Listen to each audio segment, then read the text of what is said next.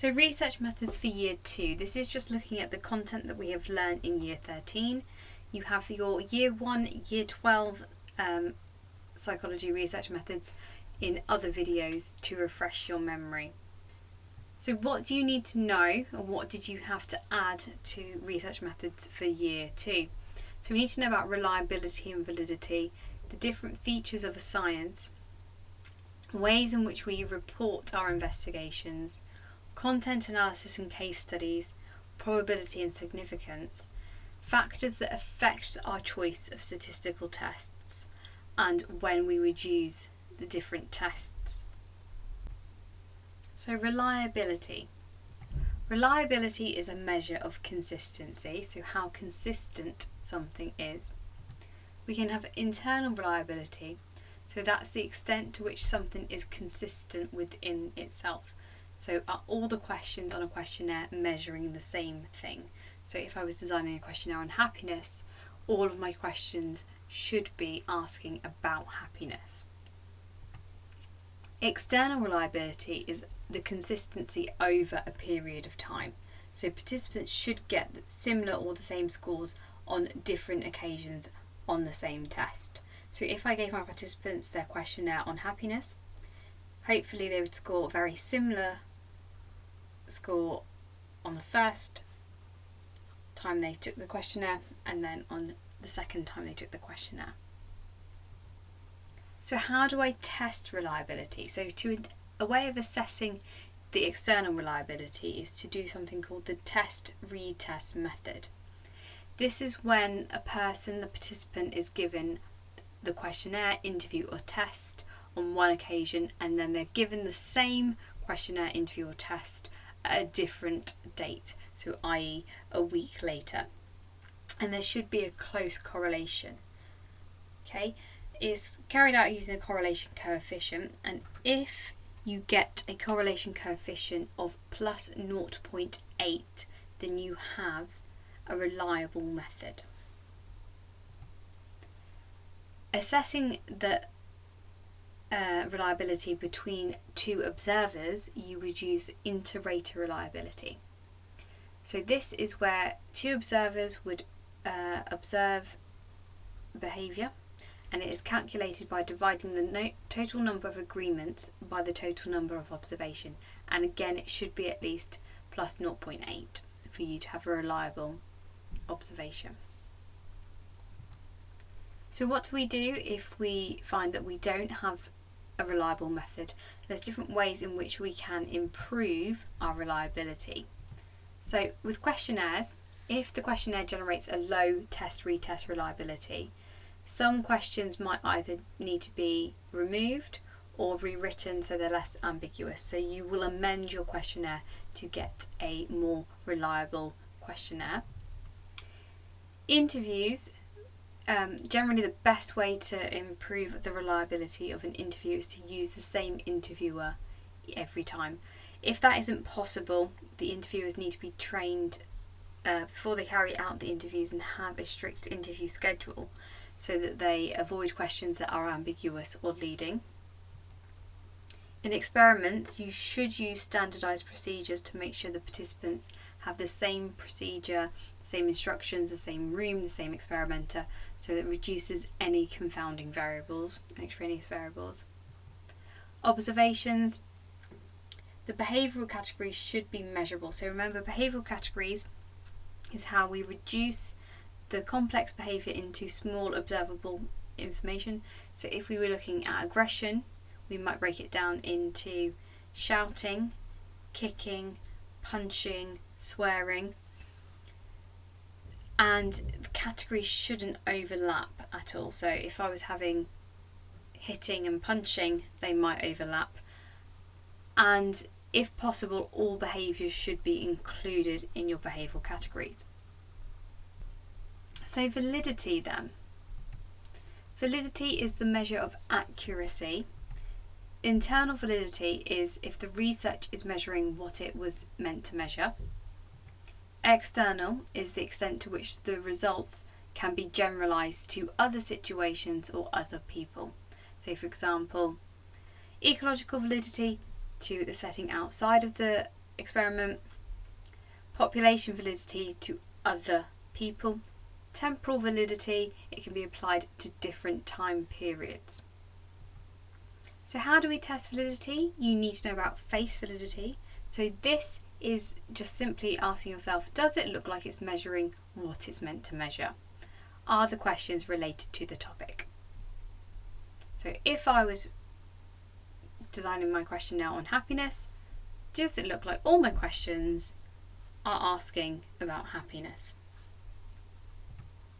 Concurrent validity is where you compare their performance on your new test or questionnaire with one that has been previously established and is proven to be valid. So if I created an IQ test, I would give it to my participants. I would compare their score on my IQ test with one that has been already established and proven to be valid. If they have a similar score, then I would say that my test does have concurrent validity. If it doesn't, then I can't conclude that it is a valid measure. So how would I improve my validity then if I didn't find that there was a correlation of at least 0.08? Well, questionnaires, I could use a lie scale to help control social desirability. In experiments, by using a control group, it means that I can be confident that my manipulation of the independent variable does affect the dependent variable. In observations, I need to make sure that my behavioural categories are well defined, operationalised, and not ambiguous or overlapping. Looking at our features of a science then, so that science has a number of key features. So it should use empirical methods. So in empirical methods, it says that data should be collected through observation and experience. So generally, observational methods are a good example of empirical methods within psychology. Equally, the experimental method would be an empirical method. Early empiricists such as John Locke saw knowledge determined only by experience and sense perception. A theory cannot be claimed to be scientific unless it has been tested empirically. So we can't just come up with a theory, we have to have experience and observation and experimental data to support our theory. Science needs to be objective, okay, so that means that the researcher must keep a distance during the research. They can't allow any bias to influence the data or the behaviour of participants. So methods in psychology that are associated with the greatest level of control, such as a lab experiment, tend to be the most objective. Remember, the different ways that we can control our variables will lead to more objective measures. So ways of controlling investigator effects, using standardised procedures, reducing demand characteristics. Replication. It's important that we're able to replicate our studies. So scientific theory is to be trusted. The findings must be shown to be repeatable across a number of different contexts. Popper suggests that by repeating a study, we can see the extent to which the findings can be generalised. So the benefits of a lab experiment is that we have this precise procedure that can be repeated across different times, different contexts. Okay, so that means that we can have that replication, which in turn leads to greater reliability, the consistency of the data. It's easy to see whether the data was a one-off or if it does seem to be a trend or a pattern. Falsification. Okay, so a theory needs to be able to be falsified. So they need to be able to be tested with the possibility of being proved false. They need to be challenged in some way.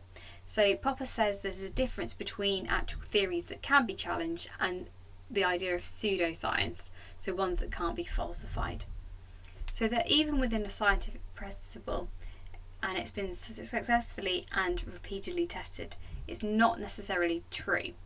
Instead, it's simply not been proven false. So when you are creating a theory or a hypothesis, you need to have the option that it can be proven to be false. Theory construction. So a theory is a set of general laws or principles that explain events or behaviours. Testing a theory depends on being able to make clear and precise predictions on the basis of a theory, so a number of possible hypotheses. A hypothesis then can be tested using the methods, and it can either be supported or refuted, so we either accept our hypothesis or reject it. And the process of deriving a new hypothesis from an existing theory is known as deduction. Once we've carried out our experiments or our research, we will then maybe amend our theory to take into account the results. Another key feature of science that you need to be aware about is paradigms and paradigm shifts. So apparently paradigms is what distinguishes between scientific and non-scientific principles. And a paradigm is a shared set of assumptions and methods. Generally, it can argue that social sciences, so psychology, lack a universally accepted paradigm. Generally, they are best seen as a pre-science, so unlike natural sciences such as biology, there isn't a universally accepted paradigm. There isn't a universally accepted set of assumptions or methods. Think about the different approaches. Each approach will say that a certain behaviour or function is caused by a different thing. So think about the behaviourists. They are saying that our behaviour is a result of learning. We're born as a blank slate. Biological psychologists are saying that behaviour is a result of our internal factors. Cognitives are saying that it's down to our thought processes. Psychodynamic theory is saying it's down to our psyche, so the id, ego, superego, our childhood experiences. So they're not all having this shared beliefs. Paradigm shifts happen when there's a revolution within the scientific principle and discipline. So generally, a handful of researchers start to question the accepted paradigm, and then eventually there becomes too much evidence that contradicts that paradigm for it to be ignored. So for example, the belief that the Earth was the centre of the solar system, eventually there was too much evidence to suggest actually it's the Earth going around the Sun, and the Sun is the centre of our solar system, for us to have that paradigm that the Earth was the centre. A new paradigm was created that the Sun was the centre of the solar system. So we carried out an investigation. How do we report it? Now in the exam, it is unlikely that you would be asked to write an introduction or an abstract, but you might be asked about why, what is an abstract, what is the point of doing the abstract in a report. So an abstract is a summary, generally about 150 to 200 words, that includes the major elements of the report, so the aims, hypothesis, the procedure, the results and conclusion. So a few sentences on each of the sections. The introduction and the literature review, so is setting the research within the context of the current study. So it's looking at relevant theories and concepts and studies that are related to the research, and the research review should follow a logical progression from generally broad to becoming more narrow, and then ending up with the aims and hypothesis that you are going to use. Now the method, you might be asked to write a method section, and in that case you need to make sure that you include enough information so that someone else could actually go away and repeat your study. So generally the key things that you need to include is the design, so whether it's an independent group design, naturalistic observation, if it's a questionnaire, the sample, so how many people were taking part, any biological or demographic information, as long as it's not compromising any anonymity, the sampling method used and your target population. You're going to be able to give the apparatus a material, so list any instruments that you are going to use and any other relevant material that you're using. So if it's a questionnaire, if it's a Likert scale on a scale of 1 to 10, what's the maximum score, what's the minimum score there could be. The procedure, so this is like a recipe style list of everything that happens during the investigation. Standardised instructions and ethics, how they were addressed. The results section are going to include different information. So you can have your descriptive statistics, so that is your tables, graphs, charts, any measures of central tendency, so mean, mode and median, and measures of dispersion, so your standard deviation and the range. Any inferential statistics, so which statistical tests you used, the calculated value and the critical value, and whether the outcome was significant or not. Any raw data that would be collected would be included in the appendix rather than in the results section.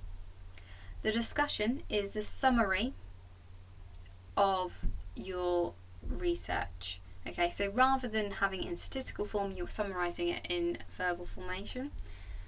The relationships between your research and any of previous research, so does it tend to go along with the trend? Any limitations of the study and how they could be addressed in future studies, and any real-world applications or implications of the research.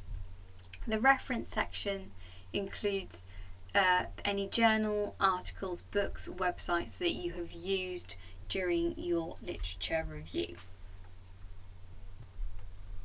So case studies. This is a non-experimental method, and it's a detailed in-depth analysis of an individual, group, institution or event. They tend to take place over a long period of time, so they tend to be longitudinal, and may involve gathering data from family and friends of the individual as well as the person themselves. They often involve analysis of unusual individuals or events, such as a person with a rare disorder, such as Clive Waring, or a sequence of events that led to an event such as the 2011 London riots. They may concentrate on more typical cases, such as an elderly person's recollection of their childhood or the unusual events that we mentioned earlier. They tend to use a variety of different methods to create a case history, so they might use interviews, observations and questionnaires, or a combination of all of them. And the data generally collected tends to be mainly qualitative, so in words rather than quantitative in number format. So the strength of a case study is it generates rich, in-depth data, which generally is more likely to increase the validity of the research. It enables us to study unusual behaviours such as Clive Waring, and it increases our understanding of both normal and abnormal functioning. However, there could be researcher bias. Interpretation of the data is highly subjective, and it reduces the accuracy of the findings, so it might not be that scientific. Think about the scientific features that we just talked about. It might not be that objective in its sense of findings. Content analysis then. This is a type of observational technique. People are studied indirectly rather than directly, and it happens generally through the communications that they have produced. So it could be spoken interactions, so speech or conversation written as a transcript. It could be in written format, so texts or emails, could be graffiti, and it could be examples from the media, so books, magazines and TV. Coding is used to produce quantitative data, so information needs to be categorised into meaningful units. Okay, so similarly to behavioural categories, where you create different categories to reduce the behaviour down, you are creating coding units to put the information into smaller chunks. And it may involve counting up the number of times a particular word or phrase appears in a text to produce quantitative data. So for example, if I was looking at TV adverts and I wanted to see how males and females are portrayed in TV adverts, I might come up with different coding categories, such as woman as the housekeeper, man as the breadwinner, man as the housekeeper, woman as the breadwinner, and I would keep a tally or count up how many times I have witnessed those within a TV advert. We can also produce qualitative data within content analysis through thematic analysis. So a theme in content analysis refers to any idea that is recurrent, so it keeps coming up time and time again within the communication that I'm studying. And these themes tend to be more descriptive than our coding units, so they are qualitative, they're in words. So strengths and weaknesses then. Ethical issues might not apply, so the material's already in the public domain, so there's no issue with obtaining consent. It's a flexible method, so content analysis can be adapted to produce both quantitative and qualitative data. But the communications can be studied out of context. We might not the researcher may not know the motivations behind the speaker or the writer, and that therefore reduces the validity of the conclusions drawn from the findings. Probability and significance then. So probability is the measure of the likelihood that a particular event will happen. So 0 is statistical impossibility and 1 is complete certainty. However, within psychology there are no statistical certainties, but we have a significance level. So that's the point at which the null hypothesis is either accepted or rejected. So remember, the null hypothesis says there's no difference or no correlation between the conditions, whereas our experimental or alternative will say there will be a difference or there will be a correlation. We use a statistical test to determine which hypothesis is true and which one we have to accept or reject. So if it is significant, we will accept our alternative / experimental hypothesis. If it isn't significant, we have to accept our null hypothesis. So the usual level of significance within psychology is 0.05. So that means that we can be 95% confident that our results haven't happened by chance. However, it does mean that there is a 5% likelihood that the results might just be down to chance. We generally use 0.05 to reduce a type 1 and type 2 error. So you won't be aware that you have made an error, but we generally use 0.05, as I said, because it is reducing the likelihood that we would make these errors. So a type 1 error is when the null hypothesis is rejected and the alternative hypothesis is accepted, but the null hypothesis is actually true. So you're getting a false positive. A significant result is found when there isn't one. Okay, so for example, if we relate it to a pregnancy test, you've done a pregnancy test, it is saying you are pregnant when in actual fact you aren't. You have a false positive result. So it's saying there is a significant result when you shouldn't have got a significant result. It's more likely to happen when your significant level is too lenient, so too high. So for example, 0.1 or 10%. A type 2 error is when the null hypothesis is accepted and the alternative hypothesis is rejected, when in actual fact you should have accepted your hypothesis. The null should have been rejected. So you are saying you haven't got a significant result, but in actual fact you should have found a significant result. So again, if we relate it to the pregnancy test, you've taken a pregnancy test, it's saying that you are not pregnant when in actual fact you are. You have found a false negative. This is more likely to happen if the significant level is too stringent, so too low. So for example, 0.01 or 1%. So our choice of statistical tests then. So we need to be aware of the factors that will influence our statistical test.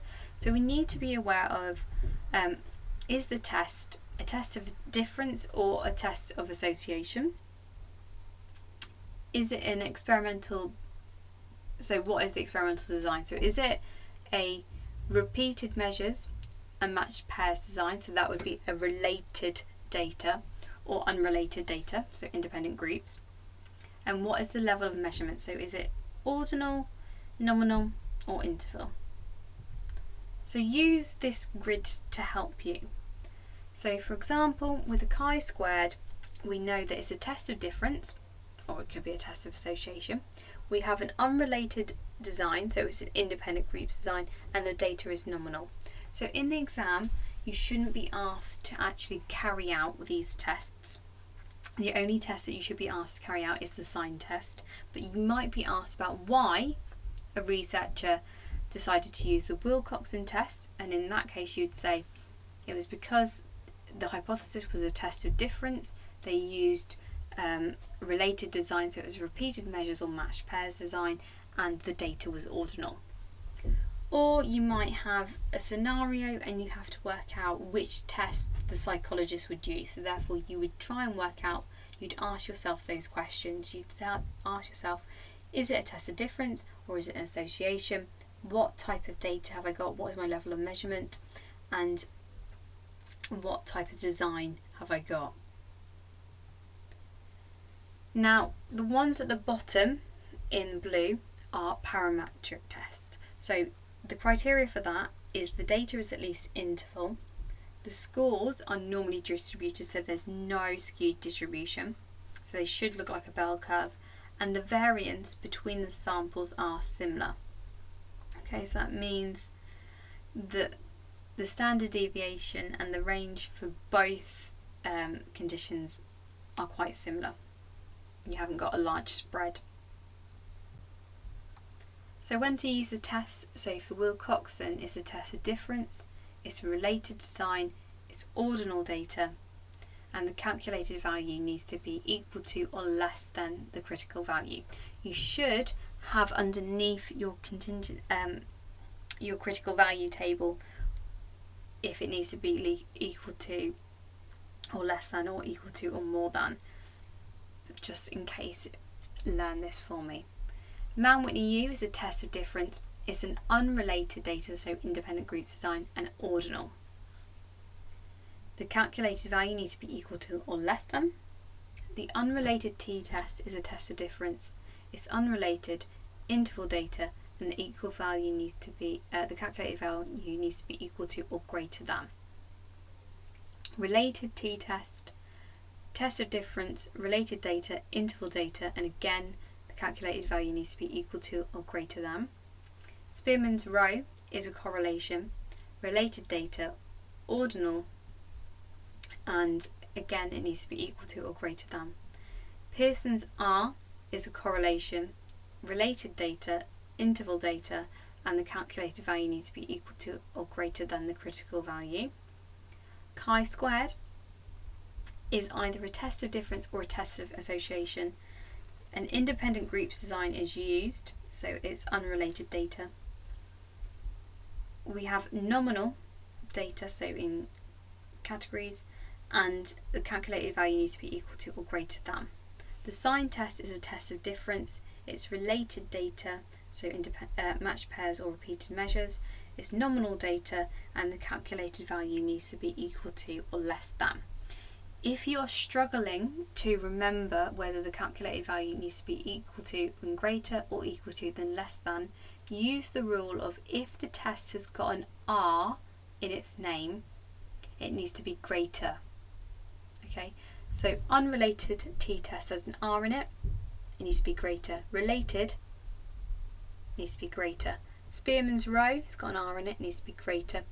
Pearson's R needs to be greater. Chi-squared has an R in it, needs to be greater. Okay, so Wilcoxon, Mann-Whitney U, and sign test do not have an R in their name, so therefore they need to be less than. So as I said, the only test that you will be asked to carry out and calculate will be the sign test. So if you need to review that, that's in your year 1 video. However, you might be asked to substitute some data into a formula. So these are the formula for different tests. do not worry about them. They're relatively straightforward. You will be given the data and you just simply put it in and calculate it. So remember to have that calculator in the exam. So for Wilcoxon, the t value is the sum of the ranks of the less frequent sign. So similar to the sign test, you're taking the less frequent sign. So is it either minuses or plus? And in this scenario, the less frequent sign is the plus values. And we have a plus value of 2 and a plus value of 7. So we add those together, there's a sum of those two, and we get 9. So t equals 9. For Mount Whitney U, we have this formula, and you'll be given the data, for example, below. For unrelated t-tests, related t-tests, and Pearson's R, you have something called degrees of freedom. Okay, and you'll be given the formula, and you'll be told how many participants there are. For Spearman's Rho, you'll be given something similar to the calculation below and the data, so you know that n is 15 and the 6 sigma d squared is 43. So you'd have 43 divided by n squared, which is 15 squared, minus 1 times by 15, and then 1 take away that total value. Pearson's R, as I said, is degrees of freedom, so you'll be given that formula there. Chi-squared, you've got a formula there, so please don't worry about them. You will be given the formula and you simply input the values given and calculate it.